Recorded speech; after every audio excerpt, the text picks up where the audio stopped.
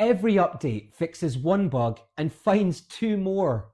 Welcome to part 35. It's full on testing mode right now, and the developers are pushing updates almost daily. The only real downside is that every time there's an update, I have to go back and retest everything that was already working, just to make sure there's no knock-on effect. This is a result of the project management style, as it's less modular, but it's also kind of fun and results in thorough testing. I'm picking up bugs and passing them on. Now, here's something new that's starting to take shape: the credit system. I originally asked for a user credit balance at the top right, and that's now visible, which is great. But I want to take it further. I want to introduce two types of balances: available and in play.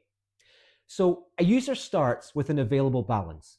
Some of this moves to in play when they buy players and back when they sell players. They can then reuse those credits plus anything left in their available balance to buy a new player or players. It keeps the game transparent and mirrors how other major fantasy platforms handle team management.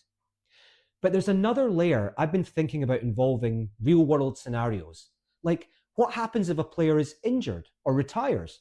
We need a system where I or another admin can remove those players and users are forced to replace them before the next tournament.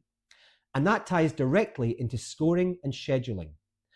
So we'll need to decide which tournaments count for scoring and when users can make transfers, probably between tournaments rather than during them. So next I'm going to study other fantasy sports models and see how they handle scheduling, transfers, injuries, retirements, and decide how we can adapt them for fantasy tennis.